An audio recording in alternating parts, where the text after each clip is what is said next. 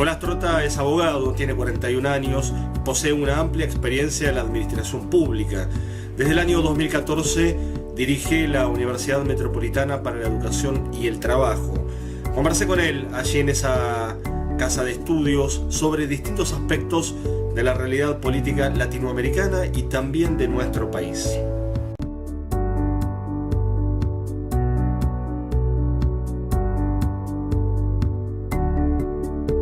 ¿Qué es más grave? ¿Haberse confiado cuando había un ciclo de avance de los movimientos populares? ¿O es más grave esta contraofensiva que está sufriendo el pueblo argentino? Es importante analizar lo que fue el contexto positivo que vivió Latinoamérica desde inicios del nuevo milenio, que permitió por momentos recuperar el tiempo perdido en cuanto a lo que es el desarrollo de nuestras economías y la propia distribución de la riqueza y las oportunidades como eje que nos permite que América Latina deje de ser el continente más desigual del mundo, ¿no? Porque nuestros países, inclusive a partir de lo que fueron las políticas del consenso de Washington, mostraron indicadores durante algunos años, durante lustros,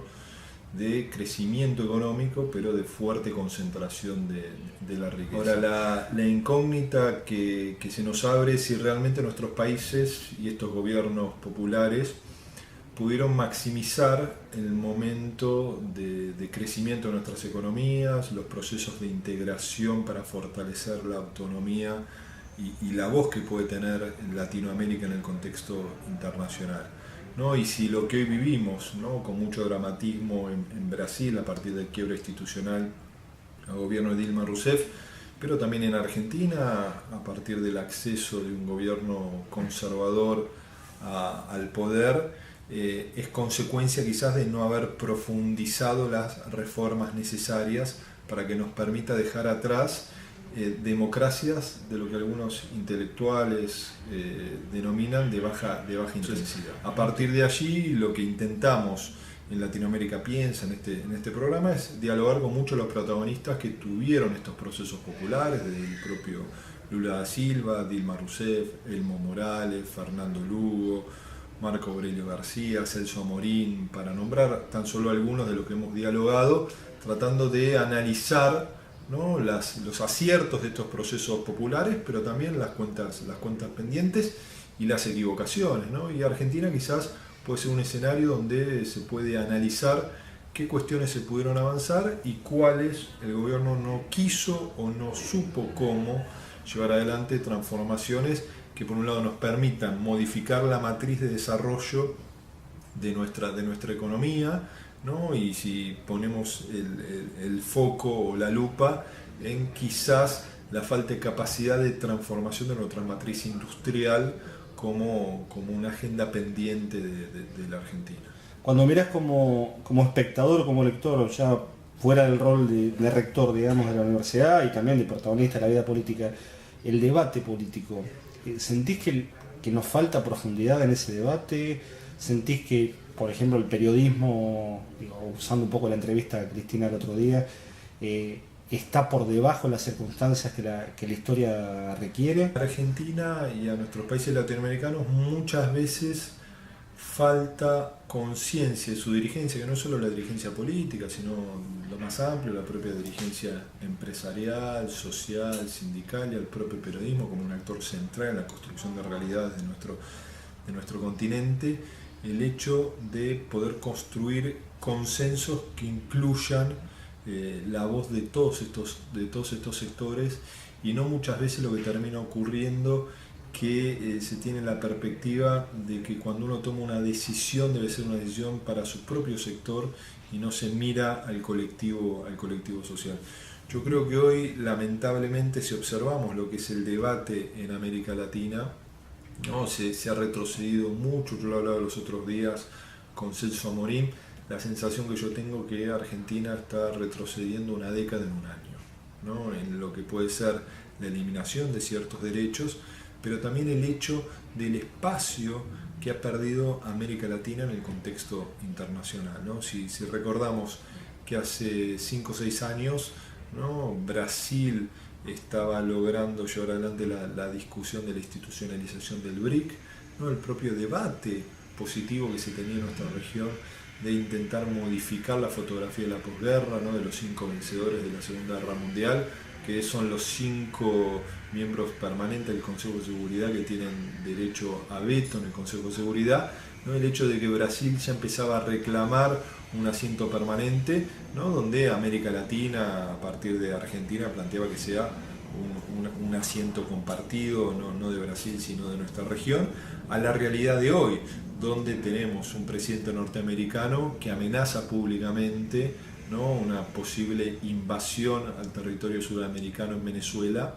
¿no? Y frente a eso no tenemos una condena unánime de las dos principales economías, que son Argentina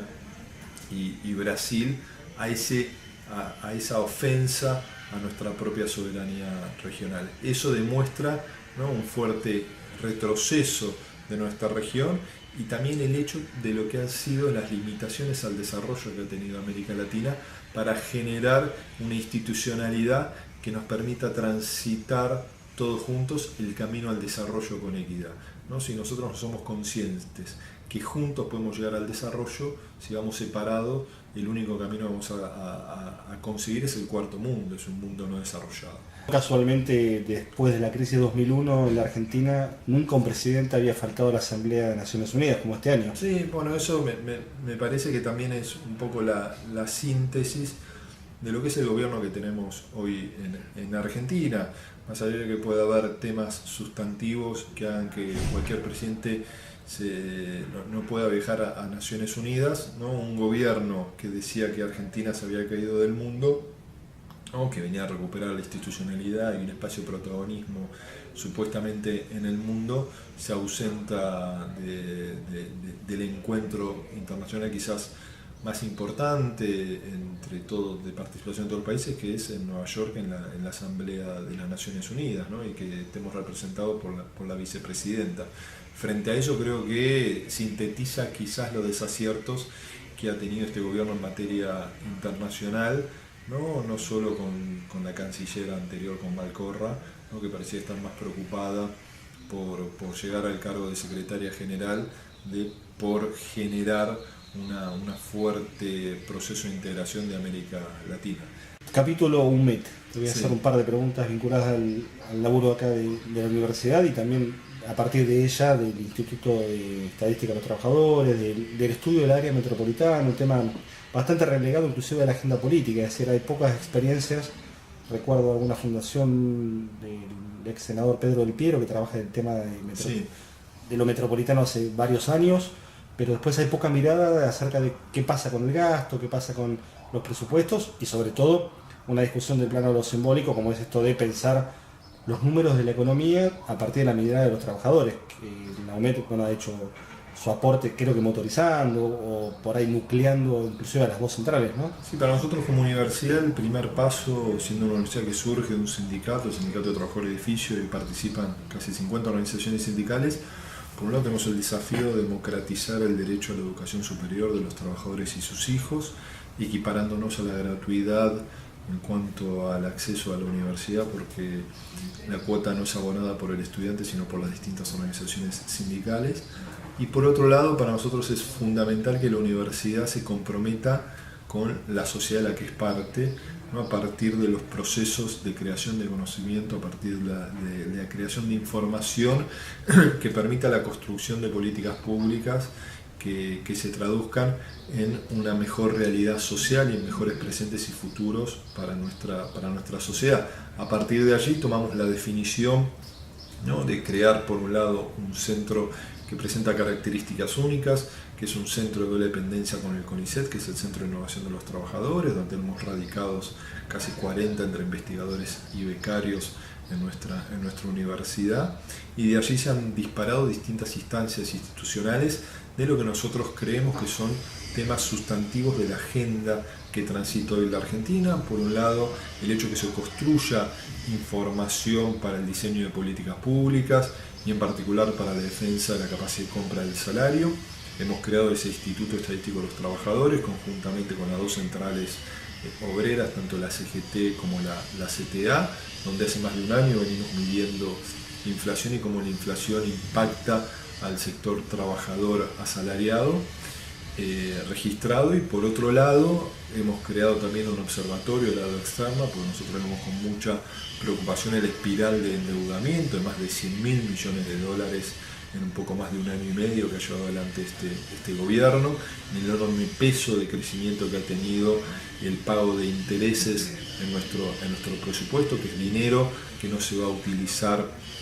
para obras de infraestructura que permitan el desarrollo de la Argentina o para mayor inversión en ciencia, tecnología y en educación, sino para el pago de intereses de una deuda que está sosteniendo un déficit fiscal que este gobierno ha agravado a partir de la eliminación de distintos impuestos o distintas retenciones, como es la minería y el agro, que no ha generado empleo en nuestro país, como lo demuestran también mediciones que desarrollamos nosotros a partir de propios datos que produce el gobierno nacional. Así que estas dos cuestiones para nosotros centrales, ¿no? El impacto de la inflación en la pérdida de capacidad de compra del salario, la enorme transferencia de recursos de los sectores medios, de los sectores populares, ¿no? A partir de lo que ha sido el aumento racional de las tarifas, también lo analizamos, y por el otro lado el propio hecho del sobreendeudamiento, que con mucha preocupación creemos que empieza, ¿no?, a hackear la realidad económica de la Argentina. A viejos problemas que vuelven renovados, soluciones creativas, ¿no? En definitiva, tal vez el aprendizaje de esta década y media pasada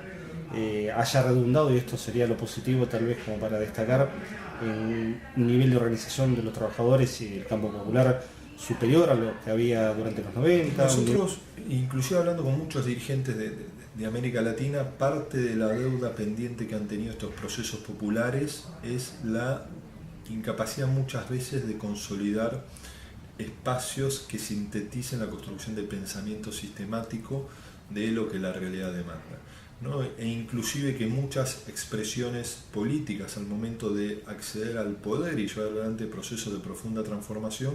sus expresiones políticas se transformaron en espacios con baja capacidad de crítica y en espacios más vinculados a la gestión del Estado, del gobierno, que a la construcción de fuerzas populares, ¿no? Y nosotros creemos que es importante garantizar espacios constantes de una mirada crítica que permita que estos gobiernos asuman agendas pendientes, ¿no? Y que tiene que haber espacios que critiquen a estos gobiernos populares para que sean mejores, ¿no? Y eso creo que es parte de las deudas pendientes que han tenido. Incluso uno lo puede ver con mucha claridad en el proceso político que transita el Brasil en el presente, e inclusive lo que fueron los años del propio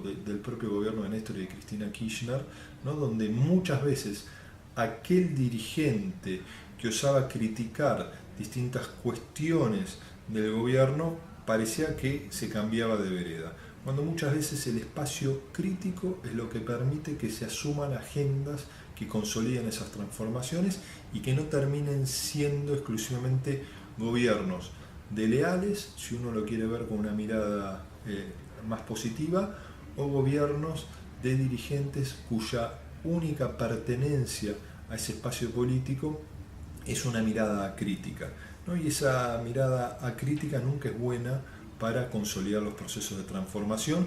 pendientes que todavía tiene Argentina y la América Latina, y que siempre es importante tener la capacidad desde la construcción política de interpelar a la sociedad hacia el futuro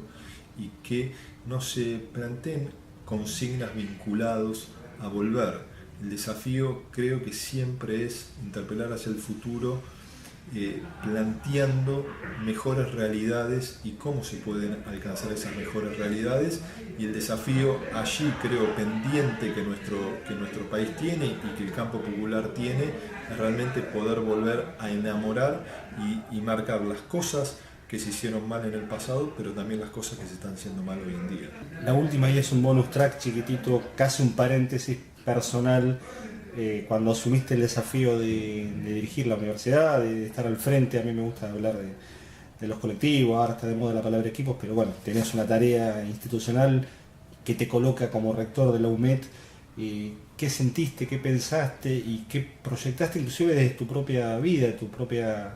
experiencia, teniendo en cuenta tu pasado, tu militancia y demás? ¿Y qué significó eso para vos en lo personal? No, para mí,